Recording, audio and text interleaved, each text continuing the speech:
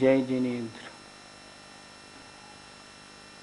पूज्य मुनि समता सागर जी महाराज ने कहा है, मान तुंग महाराज का भक्तामर स्तोत्र अनुपम अद्भुत काव्य है, जिन भक्ति का स्रोत। पारस चैनल पर आप सभी दर्शकगण उसी भक्तामर स्तोत्र के प्रतिदिन 2-2 काव्यों का अर्थ समझ रहे हैं। हमें आशा है आपको ये अर्थ जरूर अच्छे लग रहे होंगे। हमारे बताने से नहीं, भक्तामर स्तोत्र है ही इतना महान कि उसको जितनी बार बोला जाए, जितनी बार सुना जाए, जितनी बार उसका अर्थ विचारा जाए, हृदय में भक्ति की हिलोरें और अधिक उठा करते हैं। आइए आज काव्य नंबर 29 का उच्चारण करते हैं। सिंहासने मणिमयूख शिखा विचित्रे, सिंहासने मणिमयूख शिखा विचित्रे, विभ्राजते तव वपुः कनकावदातम्, विभ्राजते तव वपुः कनकावदातम्, बिम्बं वियद्विलसदंशुलतावितानम्, बिम्बं वियद्विलसदंशुलतावितानम्, तुङ्गोदयाद्रिशिरशिव सहस्ररश्मिः, तुङ्गोदयाद्रिशिरशिव सहस्ररश्मिः, सिंहासने मणिमयूख शिखा विचित्रे, विभ्राजते तव वपुः कनकावदातम्, बिम्बं वियद्विलसदंशुलतावितानम्, तुङ्गोदयाद्रिशिरशिव सहस्ररश्मिः। भक्तामर स्तोत्र के इन काव्यों में प्रातिहार्यों का वर्णन चल रहा है। प्रातिहार्य जो विशेष शोभा की वस्तुएं होती हैं, उनको प्रातिहार्य कहते हैं। भगवान का वैभव अनुपम अतुलनीय है। ये अष्ट प्रातिहार्य भगवान के होते हैं, अन्य के नहीं होते।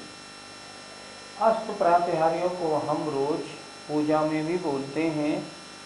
दिव्य विटप, पहुपन की वर्षा, दुंदुभि आसन, वाणी सरसा, मंडल भारी, ये तुझ प्रातिहार्य मनहारी। कौन कौन से हुए? दिव्य विटप, विटप कहते हैं वृक्ष को। दिव्य वृक्ष माने अशोक वृक्ष। पहुपन की वर्षा, पुष्पों की वर्षा। दुंदुभि, देवों द्वारा बाजों को बजाया जाना। आसन, दिव्य सिंहासन। वाणी सरसा अर्थात दिव्य ध्वनि का होना। और छत्र, चमर और भामंडल। इस तरह प्रातिहार्य 8 होते हैं। पिछली कक्षा में हमने आपको अशोक वृक्ष, दिव्य विटप अशोक वृक्ष के बारे में, जो इससे पहला काव्य था, काव्य नंबर 28, उसमें समझाया था। आज दूसरा प्रातिहार्य है सिंहासन, उसकी चर्चा इस काव्य में की गई है। आइए एक एक शब्द का अर्थ देखते हैं। पहले कड़े शब्दों का अर्थ देखते हैं।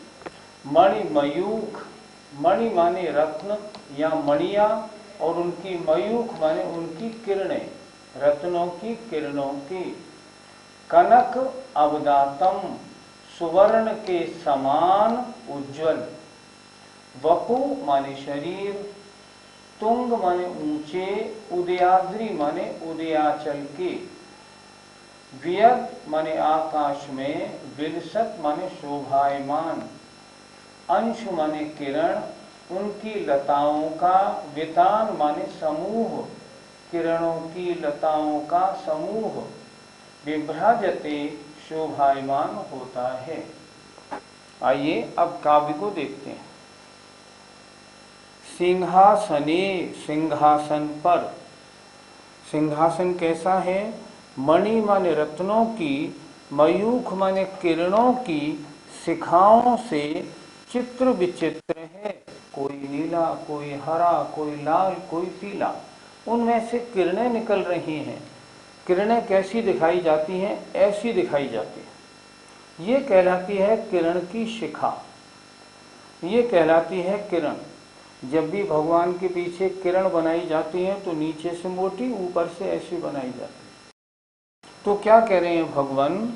मणियों की, मयूख माने किरणों की शिखाओं से चित्र विचित्र, अर्थात रंग बिरंगी जो मणियां हैं उनकी किरणों की शिखाओं वाले सिंहासन पर, सिंहासने, सिंहासन पर, तव माने आपका, कनक अवदातम, सुवर्ण जैसा उज्ज्वल, सोने सरीखा वपुः सुशोभित हो रहा है।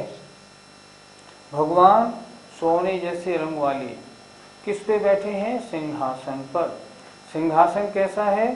जिसमें तरह तरह के रंग बिरंगे रत्न लगे हैं और उनकी जो किरणों की शिखाएं हैं उनमें से निकल रही हैं, ऐसा सिंहासन।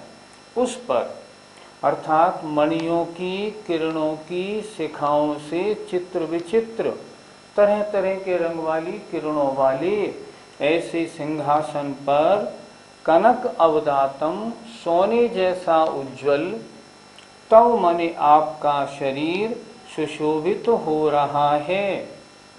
भगवान कैसा लग रहा है? देखिए इन्होंने क्या बताया, इन्होंने ये बताया भगवान सोने के सिंहासन पर ऊपर विराजमान हैं। सोने का सिंहासन नीचे, भगवान ऊपर विराजमान हैं। नीचे सिंहासन सोने का है तो क्या कह रहे हैं? जैसे सुमेरु पर्वत के शिखर पर, सुमेरु पर्वत का रंग कैसा? सोने जैसा। तो सुमेरु पर्वत के शिखर पर सूर्य जैसा तेज वाला भगवान का शरीर। भगवान हमको ऐसा लग रहा है जैसे सुमेरु पर्वत पर सूर्य विराजमान हो, सूर्य निकला हो, ऐसा ये आचार्य ने रूपक दिया है। देखें जरा ये कैसे बैठा? जैसे वेद माने आकाश में, विलसत माने सुशोभित, अंशु माने किरणों की लताओं के समूह वाले, सहस्त्र रश्मि है, हजार किरणों वाले, अर्थात सूर्य के बिंबम इव, सूर्य के बिंब की तरह। कहाँ पर है वो सूर्य? तुंग माने ऊंचे, उदयाचल पर्वत के शिखर पर, शिरसी। जैसे ऊंचे उदयाचल पर्वत के शिखर पर आकाश में शोभायमान किरणों की लताओं के समूह वाले सूर्य बिंब की तरह, तरह कहां से लगाया? शिरसी इव। समझ में आया? फिर एक बार देखें अच्छी तरह, थोड़ा सा कड़ा है जरा।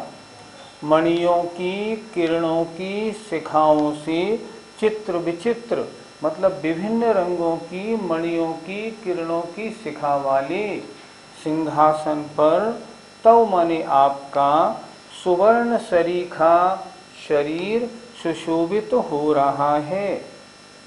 ऐसा लग रहा है भगवान जैसे ऊंचे उदयाचल पर्वत के शिखर पर आकाश में शोभायमान किरणों की लताओं का समूह वाला सूर्य बिंब ही हो।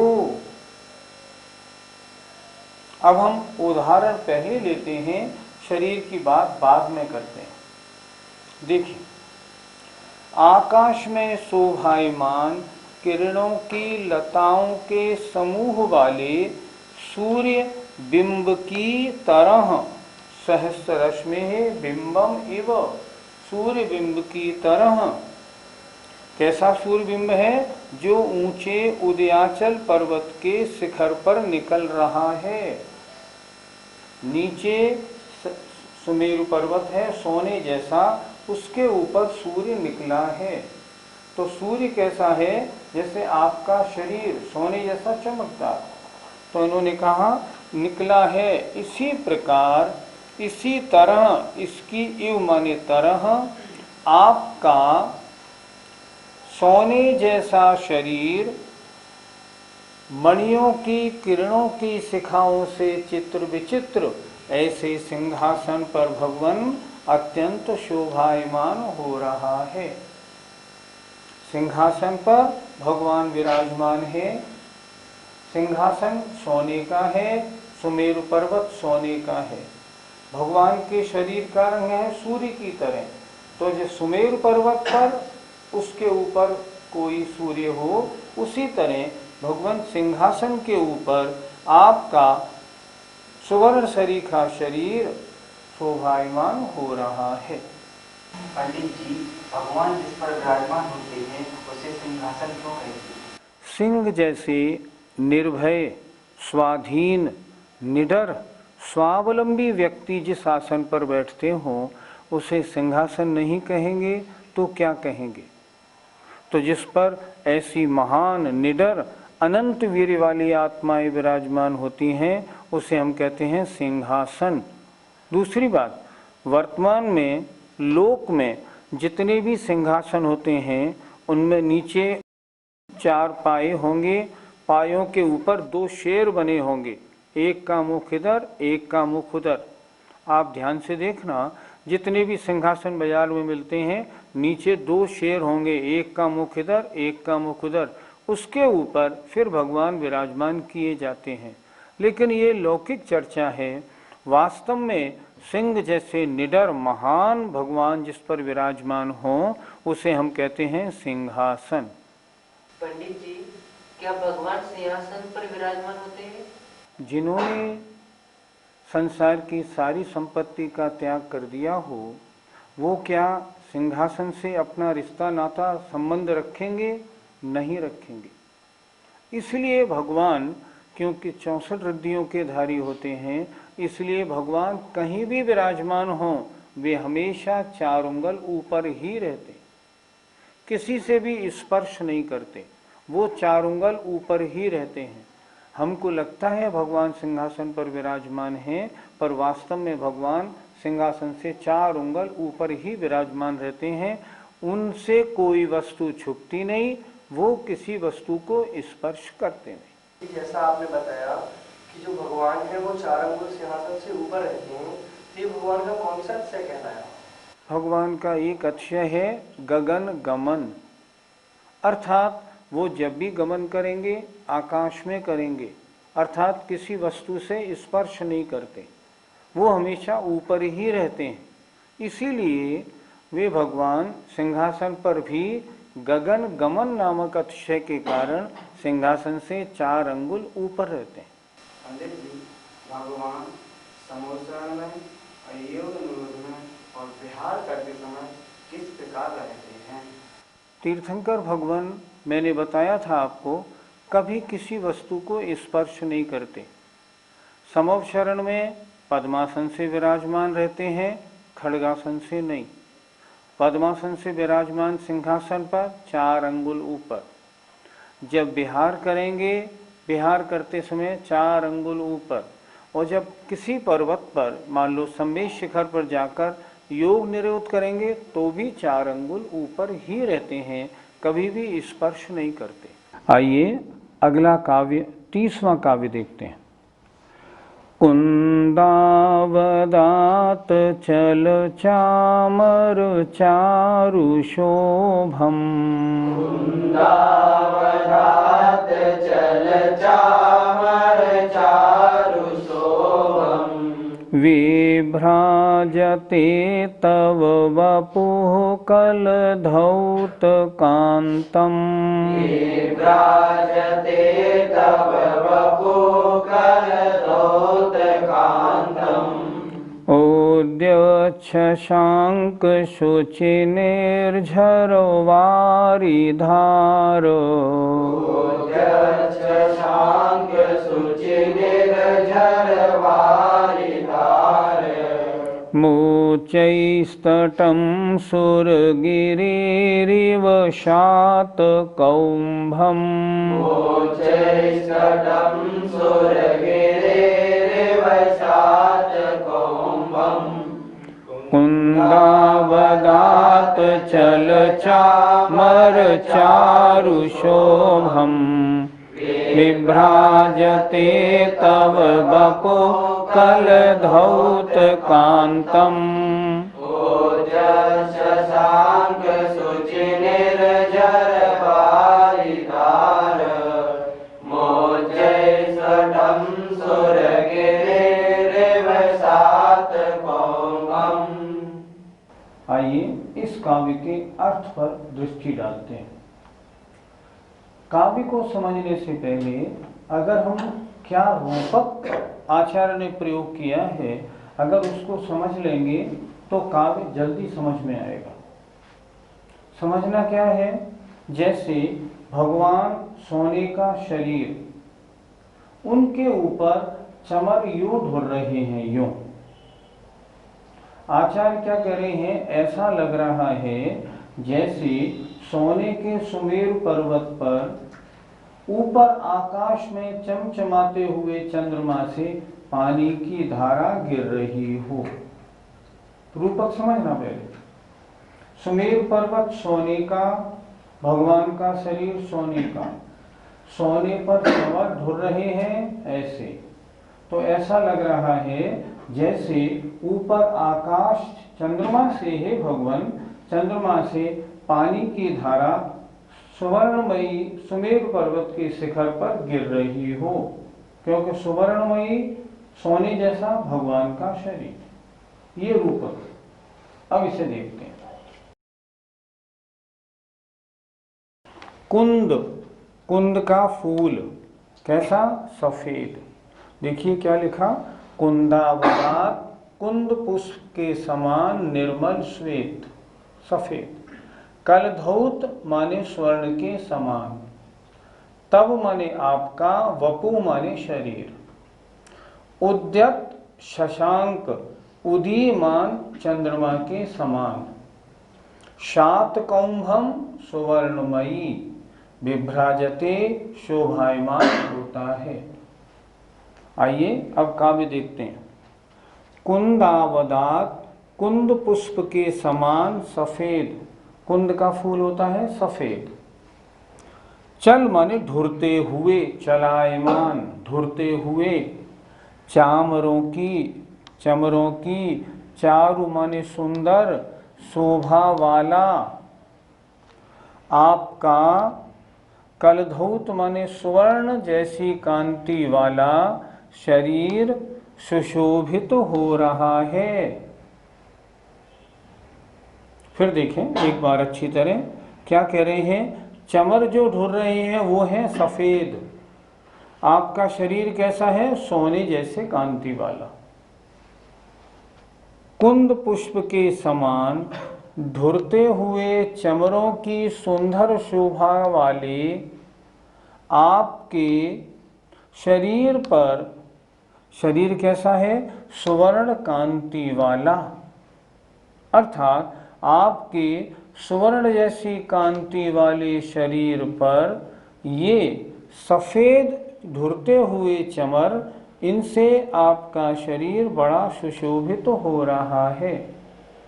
कैसा लग रहा है, जैसे उद्यत शशांक, उदीयमान चंद्रमा से पवित्र, शुचि माने पवित्र, श्वेत निर्मल झरती हुई पानी की धारा, सुरगिरे सुमेरु पर्वत के शातकौम्भम सुवर्ण रंग वाले उच्चैस्तटम ऊंचे तट पर गिर रही हो।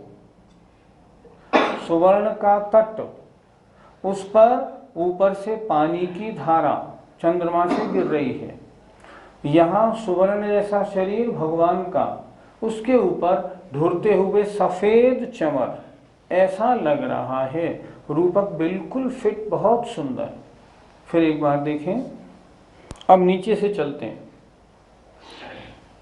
उदीयमान चंद्रमा से पवित्र झरती हुई पानी की धारा किस पर?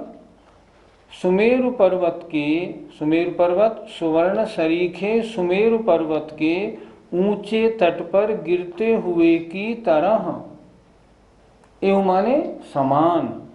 हे भगवान, आपका सुवर्ण सरीखा शरीर ढुरते हुए कुंद पुष्प के समान चमरों की सुंदर शोभा से शोभायमान हो रहा है।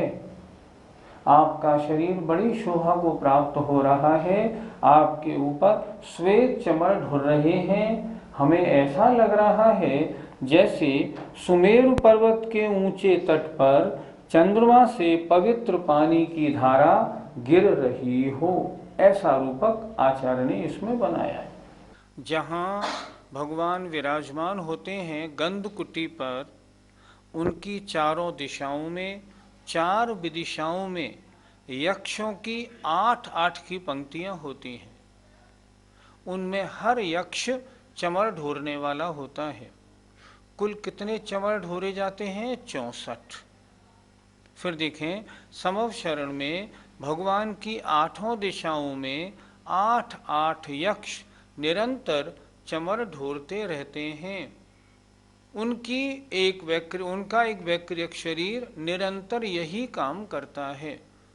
जब तक भगवान का समवशरण रहेगा वहां वे निरंतर चमर ढोरते रहेंगे। पंडित जी, भगवान के ऊपर 64 चमर ढोरना क्या बता रहा है? चमर कितने ढोरे जाते हैं? देखें, जो नारायण होते हैं अर्धचक्री, उनके ऊपर 16। जो चक्रवर्ती होते हैं 6 खंड के राजा, उनके ऊपर 32। और जो तीनों लोकों का राजा होता है उसके ऊपर 64। 64 चमरों का ढोरना ये बता रहा है ये तीनों लोकों के स्वामी भगवान हैं, इनका कोई मुकाबला नहीं। क्योंकि तीर्थंकर के बाद फिर राजाओं में नंबर आता है चक्रवर्ती का, उसके तो मात्र 32 ही हैं। इसलिए 64 चमर ढोरा जाना ये बता रहा है कि ये 3 लोक के स्वामी हैं। पंडित जी, क्या चक्रवर्ती आदि पर भी देव ही चमर ढोरते हैं? नहीं, ऐसा नहीं। देवों के द्वारा चमर ढोरने का काम सिर्फ भगवान के ऊपर होता है, अन्य किसी के ऊपर नहीं।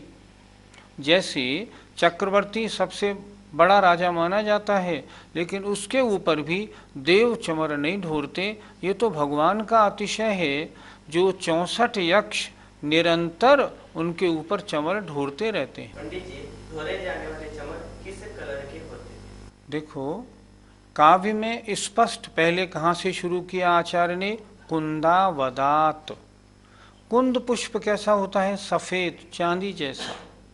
तो जो चमर भगवान के ऊपर ढोरे जाते हैं वो कैसे होते हैं? एकदम सफेद, चांदी जैसे रंग के होते हैं। इसलिए तो काव्य में लिखा, ढुरते हुए चमर कैसे हैं? कुंद पुष्प के समान।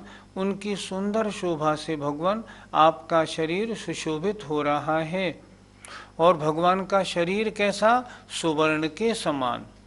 इसीलिए इस काव्य में ये रूपक आचार्य ने दिया कि जैसा सुमेरु पर्वत सोने का, ऐसे भगवान का शरीर भी सोने का।